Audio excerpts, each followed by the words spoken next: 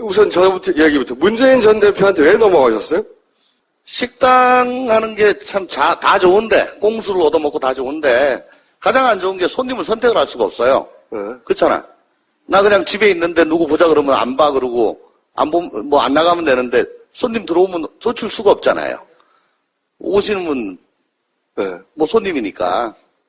뭐 많이 알죠, 뭐 때문에 오신지.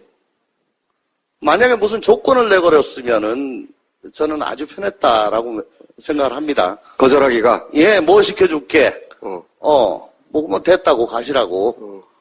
근데, 저를 어떻게 해주겠다는 그런 얘기는 전혀 없고, 어떻게 해달라, 자꾸. 아니, 왜 나한테 그러십니까? 근데, 여기 지하철, 통로가 있는데, 요 앞에 뭐 거린이 있다 봐요. 한 사흘 정도 그냥 지나면, 나흘 정도 저는 미안해서라도, 뭐 다만, 500원짜리라도 1000원짜리라도 줄 것 같아. 거듭되면은 사람이 나중엔 참 공색해지고, 예. 뭐 지금 문재인 대표와 거린과의 관계. 적선했다는 건가요, 적선? 해주세요. 뭐 주세요는 마찬가지. 뭐라고 하던가요, 와서? 야당 마음에 안 들 줄로 안다. 근데 이렇게 돼가지고 되겠냐. 그 강한 야당 될 수 있게 당신 같은 사람이 와가지고 좀 도와주라. 그게 왜 하필이면 나냐. 나는 지금 되게 힘든 상황인데 왜 자꾸 힘들게 하냐. 그랬죠. 그러니까 그게 무슨 얘기냐면 그동안에 계속 당내에서 헤게모니 싸움만 하지 않았습니까? 그런 야당 체질로는 이번 총선, 내년 대선 아무 희망 없다고 이미 생각을 하셨던 것 같아요. 그래서 좀 신선한 사람들이 들어와서 당내 분위기를 좀 바꾸고.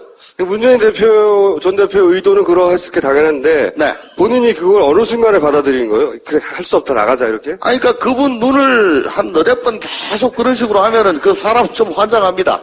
예. 아니, 거절하는 게 되게 하여 그 나쁜 짓 같아요. 아니 근데 그 눈을 보고 어떤 사람은 정말 사슴 같은 눈이어서 내가 어쩔 수 없었다라고 말씀하시는 분이 있고 또 어떤 분은 그 눈이 무서웠다. 독수리 같은 눈이다. 뭐 그렇게 말씀하시는 분. 어느 쪽이세요? 아니, 사슴이에요. 사슴이요? 아, 진짜. 진짜. 보통 이럴 경우는 이제 사모님들이 정치를 반대한단 말이죠. 네, 반대하죠. 엄청 반대하죠. 사모님을 어떻게 설득하셨어요? 결국은 제가 어쩔 수 없겠다 싶어가지고 알았다 그러면 내 와이프한테 한번 얘기해볼게. 뭐 와이프는 당장 이혼하자 그러고. 아니 뭘 미쳤냐 그랬겠죠. 미쳤냐. 뭐 구속영장 들어가고 생쇼를 하더니 이제 난 식당 아줌마 시키더니 뭐. 안 돼. 근데 뭐 제가 대표님께 드린 말씀은 있고 안 되겠습니다. 직접 설득하십시오. 아니 문재인 대표하고 사모님하고 만났어요 이렇게? 그럼요. 그래서 나중에 러브샷까지 했는데 뭐. 사모님은 왜 설득됐어요? 눈 때문에. 사모님은 뭘 하시던가요? 뭐라고 하면서 하자고 그러던가요? 긴 말 안 했어요. 딱 만나서 이제 일단 눈에 감전이 되고. 눈에 감전이 되고. 저한테는 별소리 다 하더니 움찔움찔 하더만은 뭐 도저히 안 되겠네요. 그 데리고 가십시오. 데리고 가십시오. 데리고 가십시오. 내가 한 26년 써보니까 괜찮은 놈입니다. 근데 허튼 데 쓰지 말고 제대로 써주세요. 예. 그러면서 러브샷 했어요. 15년 1월 달에, 1월 초에 참으로 저 개인적으로는, 그 개인적인 이유를 어떤 참 개인적으로는 참 감당하기 어려운, 사실 제가 국정원에서 평생 이렇게 지냈기 때문에 멘탈이 강한 편입니다. 그렇죠. 멘탈이 강한 편인데도 참 감당하기 어려운 일을 당해서 굉장히 이렇게 참 시쳇말로 참 슬펐을. 근데 대표님께서 저를 위로해 주셨습니다. 근데 그 위로를 받고 참 고마웠어요. 위로가 뭐 아주 말이 많은 것도 아니었습니다. 어려운 일을 당했다면서요. 그러면서 참 그렇게 걱정합니다. 유감입니다. 뭐 이런 정도의 아주 짧은 얘기였어요. 근데 제가 그때 그 위로를 받고, 내가 나중에 그 이제 주위에 있는 분한테 내가 나중에 만약에 대표님을 혹 도울 일이 생긴다면 그때는 주저하지 않겠다. 그랬더니 조금 몇 달 있다가 바로 전화 오더라고요. 그 친구가. 그랬더니 땀 닦아도 되나요? 예. 그랬더니 바로 전화 오더라고요. 그랬더니 뭐 이렇게 해서 얘기가 됐는데 참 제가 그때만 해도 이제 문재인이라는 그분이 그 개인 캐릭터가 굉장히 좀 이렇게 진솔한 분 아닙니까? 한마디로 정의하면은. 그걸 역시 만나도 진솔하더라고요. 말도 투박하고. 어떻게 보면 물변에 가까울 정도로 말도 많이 안 하시고. 근데, 이제 8월 달에 참여를 한 다음에 제가 그 얘기를 완곡하게 했어요. 대표님께요? 예, 대표님께 그렇다고 그때 고마웠습니다 이런 것도 아니고 완곡하게 했는데 모르시더라고요. 그때 제가 굉장히 감동을 받았습니다. 내가 이 남자를 위해서 내가 한번 내가 해보겠다. 그런데, 예. 왜? 이 사람은 그때가 이제 굉장히 바쁠 때였어요. 저한테 전화했을 때가 그때 대표 선거를 놔두고 대표 선거가 2015년 2월인가에 아마 있었을 겁니다. 그래가지고 굉장히 박빙의 선거가 막 박빙에 막 그랬을 겁니다. 근데, 제가 했던 건 다른 사람들은 그렇게 영입하고 저를 알 정도의 사람이면 생색은 아니죠, 사실은. 그런 게 있었는데 말이지, 그때, 근데 참 말이지, 뭐, 어쩌고, 뭐, 이런 여러 얘기를 하면서, 소위 그걸 아는 체를 하거나, 뭐, 이렇게 또 좀, 이렇게 하면 생색을 내지 않습니까? 근데, 그런 게 전혀 없더라고요. 그러니까 그분은 누구한테도 그렇게 진심으로 얘기를 하는구나. 그리고 그 얘기를 담아두지 않는구나. 그러니까 본인이 일상생활인데 그걸 기억을 할 수 있겠어요. 그래서 이런 남자면 내가 이 사람을 위해서 내가 만약에 할 일이 있다면 정말 주저하지 않겠다. 그래서 오히려 그때 저는 더 그걸 갖다가 사실 느꼈습니다. 두 분이 문재인 대통령을 만나셨나요? 네네네, 만났죠. 같이 만났죠. 결정적인 게 뭐예요, 결정적인 게? 왜 보냈어요, 나를? 그러니까, 결정적인 그 험한 거. 곳에. 그래, 가자, 이렇게 한 결정. 떨고 있다는 느낌이 들었어요. 이 흔들리는구나, 라는 느낌.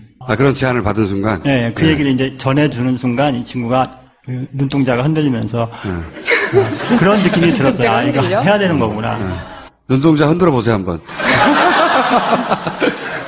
그런데. 그런데 이제 이 친구가 가면 이제 경제적인 게 좀 어려우니까 저는 그랬어요. 대출 받지 뭐. 그런 얘기를 했습니다. 그리고, 그땐 퇴직금이 있다는 생각을 미처 못 했는데. 퇴직금이라는 좋은 제도가. 근데 그마저도 중간 정산을 한번 해가지고 얼마 안 되더라고요. 근데 한 넉 달은 버티겠더라고요. 이제 어떻게 해요? 이제 거의 다 썼어요. 네. 이제 한 달치 전화 받으셨어요, 혹시? 정도만 남아있는데 지금 전화를 못 받고 있어요. 이게 최종적인 결정은 어떻게 된 거예요, 그러니까? 그래, 하자. 이 결정이 어떻게 난 거예요? 그래 하자 이거는 문재인 당시 이제 대표님을 만나고 나서였죠. 왜? 만나기 전까지는 내가 그 영역을 할 수 있을까? 오케이 할 수 있을 것 같아. 근데 그 사람이 내 인생을 걸 만큼 진짜 대단한 사람인지를 확인하고 싶었어요. 저의 모든 것, 우리 가족 4사람의 모든 걸 걸어야 되는 사람이기 때문에. 근데 딱 만났는데요. 만나고 진짜 몇 분 얘기 안 하고 홀딱 반해버린 거죠. 얼굴에 또 넘어갔구만. 얼굴 하나 하고 끔뻑끔뻑. 얘기를 한 2시간 정도 밥을 먹으면서 이야기를 나눴는데 처음엔 바쁜 분이니까 할 말만 하고 한 30분 안에 일어나실 거라고 생각을 했거든요. 저도 그렇게 생각했어요. 근데 한 2시간을 계속 얘기를 하시더라고요. 그때 참 고마웠고 그리고 자리 약속을 안 하시더라고요. 내가 당신이 나의 손을 잡아주면 어떤 자리를 주겠다. 거기에 많이 당했어요, 사람들이. 거기에 또 감동을 하게 되더라고요. 자리를 안 줘서. 만약에 자리를 저에게 약속을 했더라면 되게 실망했을 것 같아요. 저는 시인을 선택한 여자잖아요. 그러니까 그만큼 돈이라는 것과 거리가 먼 사람이죠. 돈은 안 밝혀도 명예와 권력을 밝힐 수는 있잖아요. 권력은 아니고 명예. 얼굴을 밝힐 수도 있죠, 얼굴. 얼굴, 그렇죠.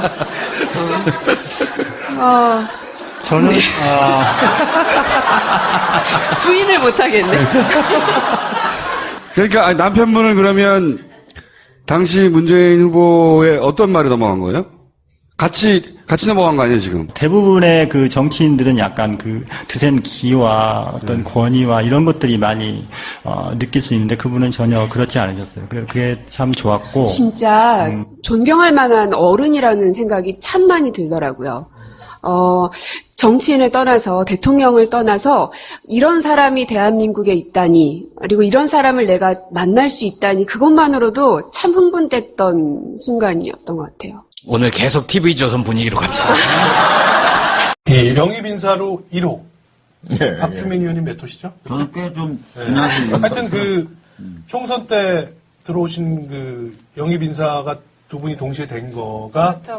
이제 가장 큰 인연인데 그때 두 분을 영입하신 게 문재인 전 대표잖아요. 네. 그때 문 대표가 뭐라고 했어요? 오늘이 사실은 1주년 기념일입니다, 제가. 그때 입당 1주년? 입당 선언, 그렇게 일찍 하셨었나? 작년에? 네. 아무래도 1호였으니까. 12월 27일, 예. 딱 1주년이에요, 오늘. 그래서 그때 오늘 문 전 글도 대표가 올렸어요. 뭐라고 고셨었어요? 두 가지죠. 하나는 도와달라. 박주민 의원님과 유사한 형태의 그런 구걸 같은 야당이 어렵다. 탈당하고 분열하고 도와달라. 이제 이런 말씀이셨고요. 특히 그 특유의 그 커다란 눈을 껌뻑껌뻑 하시면서 상당히 마음을 흔들어대는. 두 번째는 제가 이제 그동안 뭐 정의 부르짖고 범죄 그 수사하고 뭐 분석하고 예방하고 이렇게 해왔잖아요. 근데 그게 한계가 있지 않냐를 전국을 찌르시더라고요. 범죄자 한 명 잡아서 어렵게 수사해서 한 명 잡아서 교도소 보내면 또 다른 범죄가 또 나오지 않느냐. 결국은 그 저변에 있는 사회 문제가 해결이 돼야지 정치가 그걸 하는 거 아닌가. 법 만들고. 뭐 그 두 가지 완전 넘어갔죠. 기대했던 어떤 뭔가 멋있는 멘트가 아닌 것 같아. 그러니까 정치를 안 하시겠다고도 했었는데 이걸 뒤집을 만큼의 한 방이 뭐가 있었을까? 그분이 그런 분이에요. 뭐 무슨 막 그 드라마틱한 걸 하거나 꾸며대거나 또는 뭐 상대에게 적합한 뭐 단어나 이걸 골라와서 하거나 이런 분이 절대로 아니거든요. 대단히 밋밋한 대화예요. 저랑 주고받은 것도. 근데 그냥 뭐 그 본질에 대한 것이고 하다 보니까 뭐 이렇게 극적인 요소 전혀 없습니다. 박 의원님한테는? 저는 문재인 대표 시절에 영입은 됐고 네. 그 프로그램에 따라 영입이 됐지만 문재인 대표님을 만나 뵙고 영입되는 건 그래요? 네, 그 영입팀을 담당했던 분들에 의해서 영입이 된 케이스예요. 그때 그러면 문 대표가 직접 따로 보고 그러진 않으셨어요? 그러진 않았어요. 영입되고 나서 뵌 거죠. 근데 사실 개인적으로는 좀 의외였어요. 왠지 더불어민주당보다는 약간 정의당이나 조금 더 진보적인 정당에 어울릴 것 같다고 생각을 했는데 어떻게 결심하셨어요? 그때 뭐 제가 여러 차례 또 그리고 여러 경로에서 밝혔지만 비슷한 상황이었어요. 표 의원님 때나 또 제가 영입 제의를 받기 시작했을 때 무렵 비슷했던 때 같은데 그러니까 그때 뭐 12월 1일 무렵에 진짜 야당 상황이 안 좋았어요. 그렇죠. 그리고 그래서 근데 오히려 그때 좀 들어와서 좀 바람을 좀 새로 뭔가 좀 혁신하는 느낌도 좀 주고 좀 그렇게 하라는 얘기 들었는데 그 말이 더 설득이 있더라고요. 좋으니까 들어와? 들어오면 잘 될 거야? 라는 말을 들었으면 고민했을 것 같은데요. 그래서 뭐, 제가 도와드렸던 분들이나 제가 뭔가 하려던 일들이 진짜 새누리당 200석을 하게 되면, 이게 너무 힘들어질 것 같더라. 생각이 드는 상태에서 도와달라는 식으로 제의가 들어오니까, 거절하기가 더 어려웠어요. 특히 이제 그때는 세월호 변호사로 이미 자리매김을 하셔가지고, 세월호 문제의 어떤 해결을 위해서 입법적으로 길바닥에서 이제 뛰어다니실 텐데 사실 뭐 세월호 특별법을 협상할 때 19대 때 저 맨날 가족분들 따라서 같이 회의 석상에 참여해서 돈을 조르고 드렸지만 드러나지 않은 비하인드 스토리가 굉장히 많아요. 그러니까 그쪽은 다 율사 출신들이에요. 주호영, 이왕구, 뭐 김재원 다 검사, 판사 또는 행정고시 출신 분들이세요. 근데 이분들이 변호사 같이 들어가면 굉장히 불편해하면서 심지어는 뭐 복도에 나가 있으라 그런 적도 있고 그래서 복도에 나가서 몇 시간 기다리다 이렇게 한 적도 있어요. 하여튼 뭐 그러면서 뭐 그 답답했던 경험들 뭐 하여튼 뭐 그런 것들도 또 제가 또 정치에 좀 이렇게 뭘 해야 되겠다고 결심하는데 도움이 됐던 부분이 좀 있죠. 근데 사실 세월호 유가족분들이 많이 도움을 주셨잖아요. 선거할 때. 그게 또 화제가 됐었고 또 영상 우선 저부터 이야기부터 문재인 전 대표한테 왜 넘어가셨어요? 식당 하는 게 참 다 좋은데 꽁수를 얻어먹고 다 좋은데 가장 안 좋은 게 손님을 선택을 할 수가 없어요. 그렇잖아. 나 그냥 집에 있는데 누구 보자 그러면 안 봐 그러고 뭐 안 나가면 되는데 손님 들어오면 쫓을 수가 없잖아요. 오시는 분 뭐 손님이니까 뭐 빤히 알죠 뭐 때문에 오신지. 만약에 무슨 조건을 내걸었으면은 저는 아주 편했다라고 생각을 합니다. 거절하기가? 예, 뭐 시켜줄게. 뭐 됐다고 가시라고. 근데 저를 어떻게 해주겠다는 그런 얘기는 전혀 없고 어떻게 해달라 자꾸. 아니 왜 나한테 그러십니까?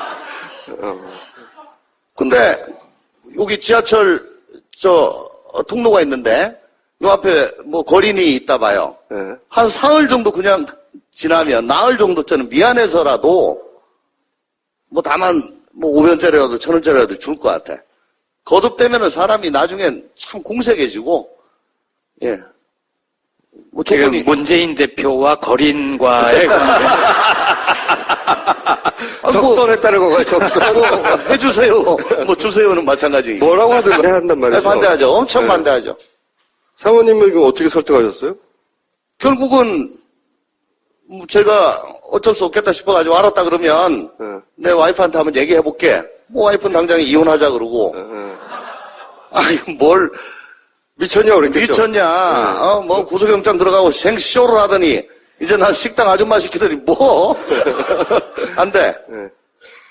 근데 뭐 제가 대표님께 드린 말씀은 있고 안 되겠습니다. 직접 설득하십시오. 아니 문재인 대표하고 사모님하고 만났어요 이렇게? 그럼요. 그래서 나중에 러브샷까지 했는데 뭐. 사모님은 왜 설득됐어요? 눈 때문에. 사모님은 뭘 하시든가요? 뭐라고 하면서 하자고 그러던가요? 긴 말 안 했어요.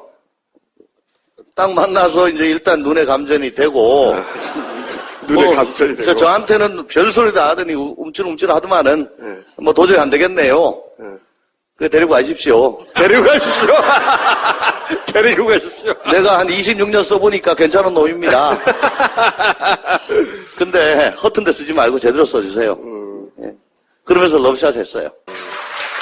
15년 1월 달에, 1월 초에 참으로 저 개인적으로는, 그 개인적인 이유를 어떤 참 개인적으로는 참 감당하기 어려운, 사실 제가 국정원에서 평생 이렇게 지냈기 때문에 멘탈이 강한 편입니다.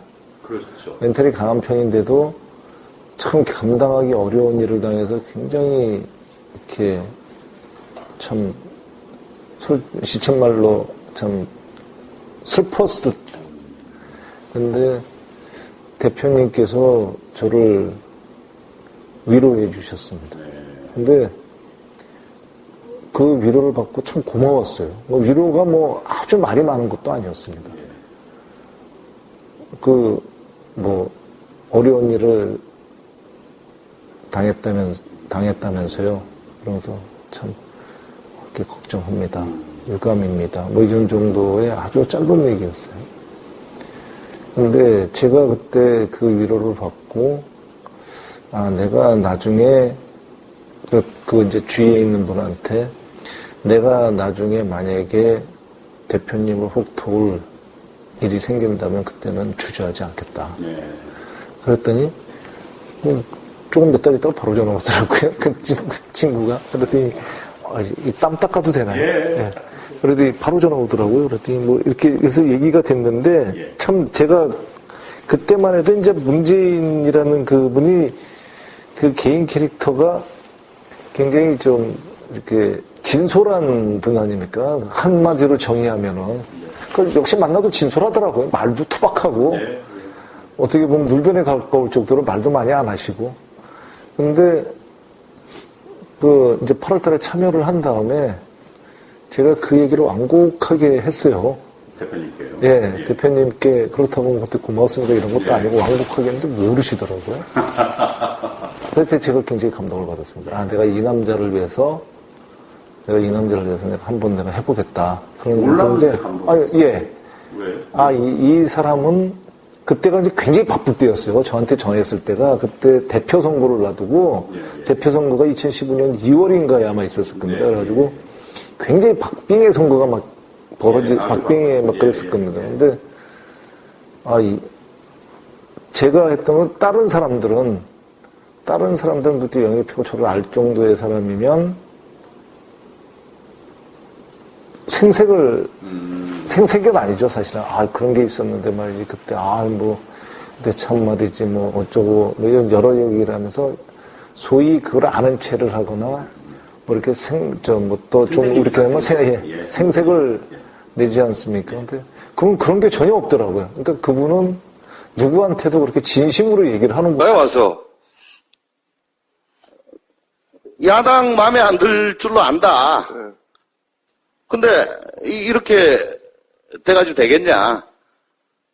그 강한 야당 될 수 있게 당신 같은 사람이 와가지고 좀 도와주라.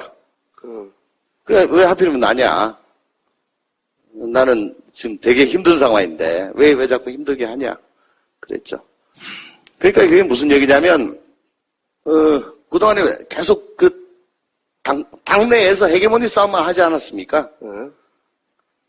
그런 야당 체질로는 이번 총선, 내년 대선 아무 희망 없다고 이미 생각을 하셨던 것 같아요.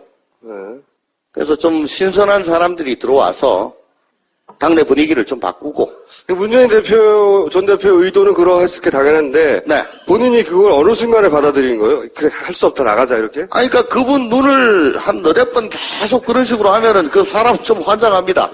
예. 거절하는 게 되게 하여간 그 나쁜 짓 같아요. 근데 그 눈을 보고 어떤 사람은 정말 사슴 같은 눈이어서 내가 어쩔 수 없었다라고 말씀하시는 분이 있고 또 어떤 분은 그 눈이 무서웠다. 독수리 같은 눈이다. 뭐 그렇게 말씀하시는 분. 어느 쪽이세요? 사슴이에요. 사슴이요? 진짜. 진짜. 보통 이럴 경우는 이제 사모님들이 정치를